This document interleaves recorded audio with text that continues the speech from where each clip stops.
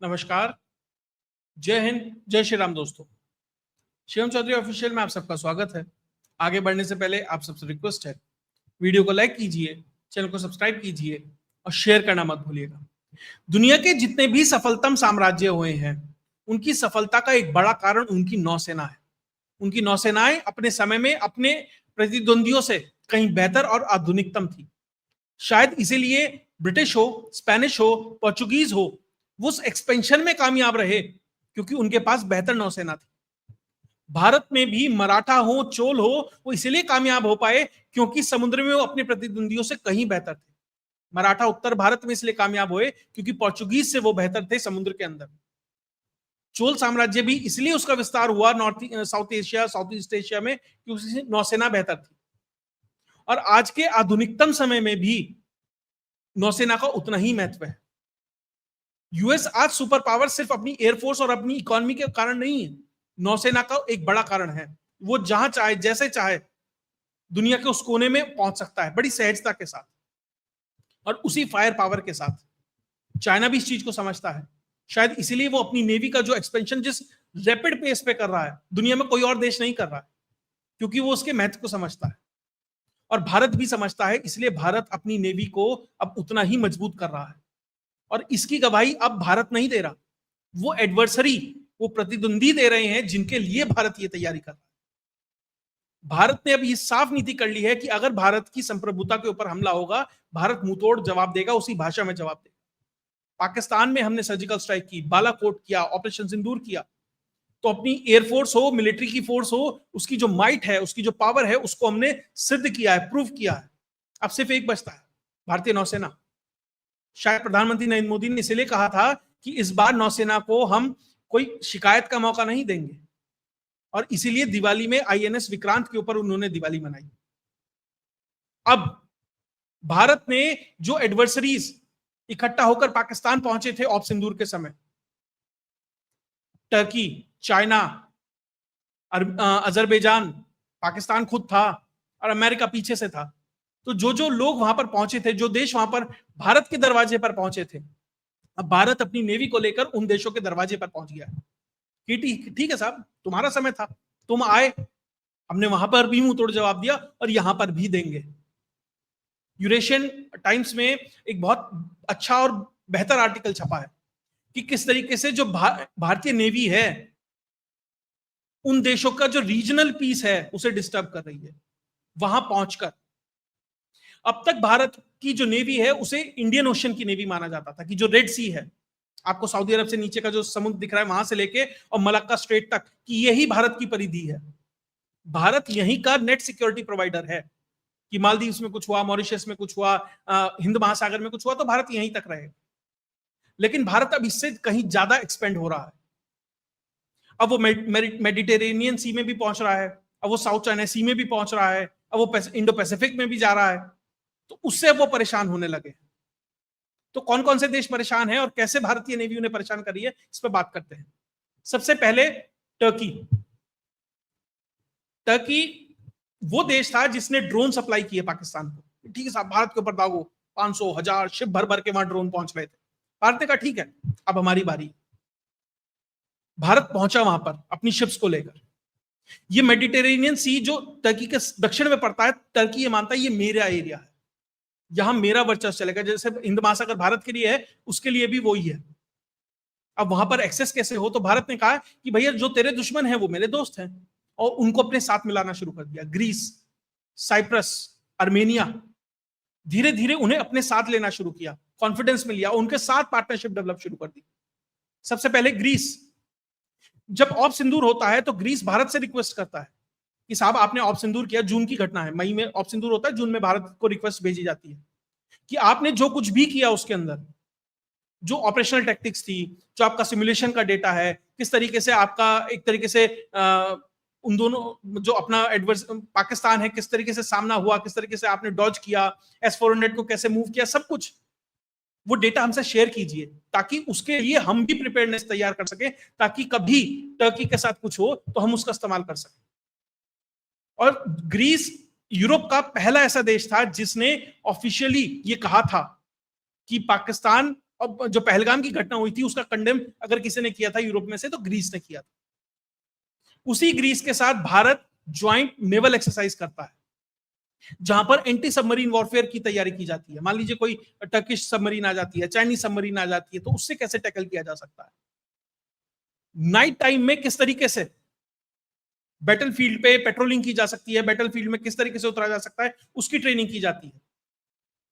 साथ में long range cruise missile वो हम ग्रीस को प्रोवाइड कराते हैं, और उनके साथ जो ज्वाइंट नेवल एक्सरसाइज होती है पैसेज एक्सरसाइज या पैसेज एक्स के नाम से करते हैं, वह आईएनएस तमल पहुंचता है, और उसके बाद आईएनएस त्रिहुंड भी वहां पर पहुंचता है, उनके जाकर डॉक पर वहां पर उतरता है।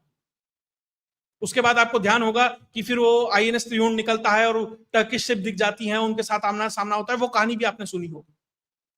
तो उस पूरे इलाके में भारत धीरे धीरे एंट्री ले रहा है, ना ही सिर्फ अपनी नेवी के माध्यम से बल्कि अपनी जो मर्चेंट वेसल्स हैं उनके माध्यम से भी, ताकि एक ये पूरा का पूरा तैयार किया जा सके एक टेस्ट केस कि भैया हम तो यहां बहुत दिन से हैं, हमारी नेवल शिप भी जाती है, हमारी मैरीटाइम शिप भी जाती है, हमारी मर्चेंट शिप भी जाती है, हर कुछ है यहां पर। उस तरीके से चीजों को तैयार किया जा रहा है। फिर साइप्रस टर्की के दक्षिण में पड़ता है, उनके साथ भी हम नेवल इंटेलिजेंस कर रहे हैं। 5 साल का हमने डिफेंस एग्रीमेंट तय किया है, रियल टाइम जो इंटेलिजेंस शेयरिंग हो रही है टेररिज्म के ऊपर और बहुत सारी चीजों के ऊपर। वहां पर भी आईएनएस त्रिहुंड जाकर डॉक हुआ था, पहले ग्रीस में होता है, फिर जाकर साइप्रस में होता है। और अर्मेनिया को तो हम पिनाका भी दे रहे हैं, आकाश भी दे रहे हैं, एंटी ड्रोन भी दे रहे हैं, सब चीजें उसे प्रोवाइड करा रहे हैं। यानी कि जो टर्की है उसका भी एनसर्कलिंग हो रही है। और यहां सिर्फ ये नहीं है कि हम टर्की के कोने पर उसके दरवाजे पर आकर अपनी नेवी को स्थापित कर रहे हैं, यहां भारत एक और बड़ा खेल खेल रहा है। ये पूरा का पूरा एरिया के अंदर जो ऑयल एंड गैस है, खासकर गैस है, उसका बड़े भंडार है। तो आने वाले समय में भारत ये कोशिश कर रहा है कि यहां पर उसकी उस तरीके से एंट्री हो। भारत डायरेक्ट ये तो नहीं कह सकता भैया मैं यहां एक्सप्लोर करूंगा आकर, भारत का वो बनता भी नहीं है, क्योंकि वो जो वाटर्स है वो तो या तो टर्किश वाटर है, ग्रीक वाटर है, या साइप्रस के पानी है, इजराइल का पानी है। भारत डायरेक्ट तो नहीं जा सकता, लेकिन एक कंट्रीब्यूटर के तौर पर, एक सहयोगी के तौर पर भारत जा रहा है, एक ग्राहक के तौर पर जाएगा। मान लीजिए साइप्रस से बात होती है, ग्रीस से बात होती है कि ठीक है साहब हम आपकी गैस खरीदेंगे, चलिए। वो कहेगा यार मेरे पे एक्सपर्टीज नहीं है, पैसा नहीं, भारत कहेगा मैं देता हूं ना। टर्की क्या कहेगा? टर्की ये तो नहीं कह सकता कि नहीं साहब ऐसा मत कीजिए। वो साइप्रस कहेगा मैं तो अपने पानी में कर रहा हूं, इंटरनेशनल वाटर्स में कर रहा हूं, तुम्हें क्या दिक्कत है? टर्की भी कर रहा है ना, बांग्लादेश में आके उन्हें हथियार बेच रहा है, पाकिस्तान को ड्रोन बेच रहा है, तो भारत भी वही स्ट्रेटेजी कर रहा है। और वो नेवी जो आज तक रेड सी और इंडियन ओशन से बाहर नहीं निकली थी, वो मेडिटेरेनियन में भी जा रही है। इसराइल के हाइफा पोर्ट पर को भी अब भारत ने ले लिया है। सिर्फ ऐसा नहीं है कि सिर्फ नेवल इस तरीके से कर रहे हैं कि भाई जो नेवल फोर्सेस हैं वो कर रही हैं, भारत सिविलियन यूज के जो पोर्ट्स हैं उनको भी धीरे धीरे एक्वायर कर रहा है। हाइफा पोर्ट इसी सी में खुलता है, तो यहां पर भी भारत अपनी स्थिति को मजबूत कर रहा है। इसीलिए शायद टर्की परेशान है, इसलिए बांग्लादेश के साथ सहयोग बढ़ा रहा है, इसलिए पाकिस्तान के साथ सहयोग बढ़ा रहा है। शायद इसीलिए भारत का भेजा हुआ गेहूं को ये कह देता है इसमें तो रूबेला वायरस है, और गेहूं में होता नहीं है रूबेला वायरस, नहीं नहीं हमें चाहिए नहीं, उसके बाद भूखा मर रहा है। ये स्थिति हो गई है। तो ये साफ दर्शा रहा है कि जो टर्की खुल के आ गया था, जो उम्मा का चूर्ण बेचने आया था कि मैं खलीफा बनूंगा, उसे भारत उसकी औकात सिर्फ अपने नेवल एक्सरसाइज और जो नेवी के जो शिप है ना बस आ जा रहे हैं, बस इतने से नेवी वो परेशान है। इतनी दिक्कत उसके लिए क्रिएट कर दी है उसके ठीक बैक वाटर्स में जाकर। उसके बाद चाइना, निश्चित तौर पर बहुत सारे एनालिस्ट आएंगे कि चाइना के पास तो इतनी शिप्स हैं, 300 400 500 का आंकड़ा देंगे, फ्रिगेट है, डिस्ट्रॉयर है और बहुत कुछ है उनके पास। उससे फर्क पड़ता है क्या?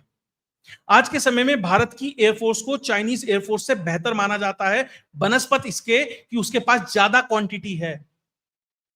क्वांटिटी से फर्क नहीं पड़ता, आपका लॉजिस्टिकल सपोर्ट क्या है, आपका जो मैन पावर है उसकी ट्रेनिंग कैसी है, किस तरीके से वो काम करता है, आपकी ज्योग्राफिकल लोकेशन क्या है, ये सब चीजें इंपॉर्टेंट होती हैं आपकी ताकत को स्थापित करने में और उसको प्रूव करने में। तो उसी तरीके से भारत की जो नेवी है, हो सकता है उसका नंबर छोटा है, लेकिन जिस तरीके से वो एफिशिएंटली काम कर रही है ये बड़ी बात है।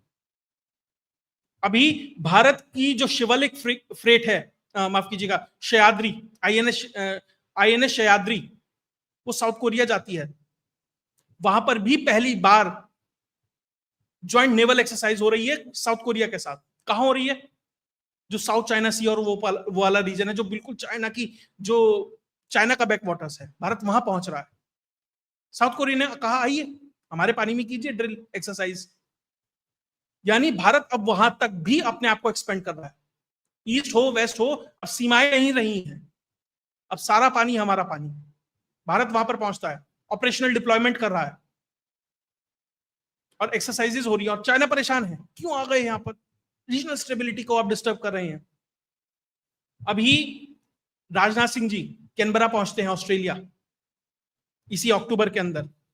वहां पे जो डिफेंस, जो इंडिया और ऑस्ट्रेलिया के डिफेंस मिनिस्टर्स हैं, उनका डायलॉग होता है। उसमें भी जो नेवल एक्सरसाइज है, जो नेवल पावर है, जो नेवल कोऑर्डिनेशन है, जो इंटेलिजेंस शेयरिंग है, जो लॉजिस्टिकल सपोर्ट है, वो कैसे एक दूसरे के देशों के प्रति क्रिएट किया जा सके। क्योंकि भारत का बहुत सारा सामान भी ऑस्ट्रेलिया से आता है, कोयला आता है, बहुत सारी चीजें आती हैं, भारत का एक्सपोर्ट जाता है ऑस्ट्रेलिया को। तो जो वो रूट है उसको भी सिक्योर करना है, तो उसके लिए भी नेवी का सहयोग लगेगा। और जैसे ही ये बात आती है, एकदम से चाइना आ जाता है, अरे साहब रीजनल पीस डिस्टर्ब हो रहा है, रीजनल पीस। क्योंकि अगर आप यहां से ऑस्ट्रेलिया तक जाएंगे तो आप ये सोचिए मलक्का स्ट्रेट से भी निकलेंगे, उसके बाद साउथ चाइना सी में जाएंगे और फिर जाकर कहीं आप ऑस्ट्रेलिया में जाते हैं, तो पूरे के पूरे चाइना के नीचे से आप निकलते हैं। तो चाइना को निश्चित तौर पर वहां दिक्कत होनी थी और वो दिक्कत हुई और सारे एनालिस्ट कूद गए। ग्लोबल टाइम्स जो उनका माउथ पीस है एक तरीके से, वो से लेकर और कोई किसी यूनिवर्सिटी का कोई एनालिस्ट है, कोई कुछ है, मतलब आधिकारिक तौर पर तो नहीं कहा, लेकिन अपने सारे टटपूंजी उतार दिए। उसके बाद फिलीपींस के साथ भी यही होता है, भारत उनके साथ भी नेवल ड्रिल करता है, तो भी चाइना को दिक्कत होती है। यानी कि वो सारे लोग जो चाइना की हेजेमनी से परेशान हैं। चाइना कभी भी अपने कोस्ट गार्ड के शिप उतार देता है फिलीपींस के खिलाफ, कभी उन पे पानी मार दिया, कभी उनमें टक्कर मार दी, यही करता है क्योंकि उसकी शिप्स बड़ी हैं, एफिशिएंट है। फिलीपींस के पास उतने संसाधन नहीं है, तो उसने कहा भारत वालों आओ साथ दो। भारत ने ब्रह्मोस भी बेचा, अब नेवल शिप भी भेज रहा है। तो चाइना कह रहा है कि तो आप थर्ड पार्टी को इन्वॉल्व कर रहे हैं, क्योंकि ये वो एरिया है यहां पर भी खनिज के बड़े संपदा हैं। और जो ऑफिशियली यूनाइटेड नेशंस के चार्टर के हिसाब से फिलीपींस का वाटर होना चाहिए, उसमें भी अगर कोई क्लेम कर रहा है तो चाइनीज आकर क्लेम कर रहे हैं। अब भारत एक net security provider Indian ocean से निकलकर मेडिटेरेनियन हो, इंडो पैसिफिक हो, साउथ चाइना हो, वहां तक पहुंच रहा है। अच्छा, चाइना जब अपनी सबमरीन भेजता है, उसे डॉक कर देता है हम्बनटोटा पे लाकर, या अपनी सबमरीन्स को इंडियन ओशन में उतार देता है मैपिंग के नाम पर कि हम तो मैपिंग कर रहे हैं, टेरेन कैसा है। नजर उसकी होती है कि भारत कौन सा मिसाइल टेस्ट कर रहा है, या भारत का कौन सा रडार स्टेशन कहां पर है, इंटेलिजेंस का काम कैसे होता है, वो इंटेलिजेंस गैदरिंग का काम करता है, तब दिक्कत नहीं होती। और जब भारत वहां पहुंचता है तो उसे दिक्कत हो जाती है। अभी 8-9 महीने की पहली बात है, जापान से भारत का आईसीजीएस सोनक आता है। ICGS Sonak Indian Coast Guard Services का सोनक जहाज आता है, वो जापान से आ रहा होता है। तो स्कार्बोरो शोल्स करके एक आइलैंड है फिलीपींस के पास। फिलीपींस वो खुद क्लेम करता है, चाइना खुद क्लेम करता है, भारत उसके पास से निकलता है। तो चाइनीज 2 कोस्ट गार्ड शिप भारतीय शिप के पीछे लग जाती हैं। भारत साफ मैसेज दे रहा था कि स्कार्बोरो शोल्स पर भारत जो चाइना है उसके क्लेम को नहीं मानता है, फिलीपींस के क्लेम को मानता है, ना चाइना से डरता है। और ये एक इंटरनेशनल वाटर्स है, यहां से हम निकलेंगे, आम रास्ता है, कोई चाइनीज दादागिरी नहीं चलेगी। उसको भारत एक तरीके से उसका प्रतिकार करता है और जवाब देता है। आपको ये छोटी छोटी चीजें लगेंगी कि शिप जा रहा था जी, क्या हो गया, ये दिखाता है कि हम डरते नहीं हैं। अब तक हमारी सीमाएं बंधी हुई थी, लेकिन आप जिस तरीके से खुल के हमारे सामने आए, गालवान हो, डोकलाम हो, पाकिस्तान हो, अब हम भी रिस्ट्रिक्ट नहीं करेंगे कि हम डिफेंसिव नहीं होंगे कि बस हम आप हमारे ऊपर आएंगे तो ही हम कुछ करेंगे। हम भी अब एक्सपेंड करेंगे। और जो ग्लोबल साउथ है, जो छोटे छोटे देश हैं, मान लीजिए फिलीपींस है, ऑस्ट्रेलिया है, साउथ कोरिया है, उधर साइप्रस है, अर्मेनिया है, ग्रीस है, अगर ये हमसे मदद मांग रहे हैं तो ये हमारी जिम्मेदारी बनती है कि हम उन्हें मदद करें। सुपर पावर का मतलब ये नहीं कि इकोनॉमी इतनी बड़ी हो गई जी, भैया उसका इस्तेमाल करें, अपने इन्फ्लुएंस को असर्ट करें, अपने जो नेवल रूट है, ट्रेड रूट्स हैं, उन्हें सिक्योर करें। और वो अब हमारी नेवी कर रही है। आपको एक उदाहरण देता हूं। एक चाइनीज सबमरीन थी, वो धीरे से इंडोनेशिया के नीचे से निकल रही होती है, वो लगता है कि मैं किसी की नजर में नहीं हूं। भारत की शिप होती है ऊपर, उस सबमरीन को वेलकम नोट भेजती है कि आपका इंडियन ओशन में स्वागत है। उसे तो लग रहा था भैया मैं स्टेल्थ टेक्नोलॉजी है, मैं छुप के आराम से जा रहा हूं। इंडिया कहता है हमने देख लिया, पकड़ लिया है, ठीक है आप जाओ आराम से, कोई दिक्कत नहीं है, क्योंकि अभी कोई वॉर लाइक सिचुएशन नहीं है, कुछ ऐसा नहीं है, ठीक है इंटरनेशनल वाटर्स है, आप जाइए, लेकिन हमने देख लिया है। तो ये भारत की जो नेवी है उसकी माइट को दर्शाता है। पहली बात आपको बताऊं, भारत बहुत प्रोजेक्ट नहीं करता है, बहुत बताता नहीं है। जो जो चीज हमने ऑफ सिंदूर में देखी, हमें खुद उम्मीद नहीं थी कि भारत ने उस तरीके से अपनी कैपेबिलिटी को एनहेंस किया हुआ है। कुछ वैसी ही स्थिति आज के समय में नेवी के अंदर भी है। उस तरीके से प्रोजेक्ट नहीं करते हैं, क्योंकि हमें नहीं बताना अपने दुश्मनों को कि क्या क्या हम कर सकते हैं, लेकिन हम क्या क्या कर सकते हैं ये जब सिचुएशन आएगी तो हम बेहतर तरीके से बता भी देंगे। तो कुल मिलाकर जो देश अब तक ये मानकर चल रहे थे कि हम इकट्ठे होंगे, तो अर्थ सिंपल अर्थमेटिक लगा रहे थे कि 4 देश एक तरफ होंगे, एक तरफ होगा और जो चाहेंगे वो हो जाएगा, ऐसा नहीं होगा।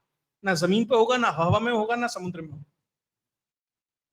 भारत ही है, जब पायरेट्स अटैक करते हैं ना, ट्रांसपॉन्डर बंद करके चाइनीज शिप भाग जाती है, भारत जाता है रेस्क्यू के लिए। और रही बात पाकिस्तान की नेवी की, तो उसके ऊपर तो मुझे लग रहा है कि 30 सेकंड भी वेस्ट करना खराब है। भारत अगर 2 शिप खड़ी कर दे कराची के पास, पाकिस्तान की सप्लाई लाइन खत्म हो जाएंगी। और ध्यान दीजिएगा, ऑप सिंदूर के अंदर भी भारत ने नेवी का इस्तेमाल किया है, छोटा एक्शन हुआ है, लेकिन जो फुल फ्लेजेड, वो कहते हैं ना फ्लैग बेरर बन के जिसे जाना होता है, वो नहीं था, वो एयरफोर्स ही थी निश्चित तौर पर, लेकिन फ्लैग बेरर बन के अगली बार इंडियन नेवी को ही भेजा जाएगा, ये निश्चित है। खैर, इसके बाद और जो इसमें डेवलपमेंट आती रहेंगी वो भी आपके साथ शेयर करता रहूंगा। लेकिन कुल मिलाकर जमीन हो, आसमान हो, पानी हो, हर तरीके से सुरक्षित है भारत। इस चीज के लिए निश्चिंत रहिए। लेकिन ये एक मैराथन है, लंबी दौड़ है, उसकी तैयारी ही की जा रही है और उसे और बेहतर ही करने का प्रयास है। आप जितनी बड़ी इकॉनमी होंगे, उस आपको उसको सस्टेन करने के लिए अपने आप को उतना ही मजबूत करना पड़ेगा। और जिस दिन भारत $10 ट्रिलियन की इकोनॉमी को पार कर जाएगा, तब आप हमारी मिलिट्री या कहें डिफेंस की जो कैपेबिलिटीज हैं उसके एनहेंसमेंट का एक अलग ही रूप देखेंगे। वो एक अलग नेक्स्ट लेवल होगा। अभी इकोनॉमिक्स एक तरीके से कंस्ट्रेंट है, इकोनॉमिक हर्डल है। जैसे ही पैसे वाली प्रॉब्लम सॉल्व होगी ना, फिर देखिएगा स्थितियां क्या होंगी। अगर आपको वीडियो का सॉल्यूशन अच्छा लगा तो वीडियो को लाइक कीजिए, चैनल को सब्सक्राइब कीजिए और शेयर करना मत भूलिए। जय हिंद, जय भारत।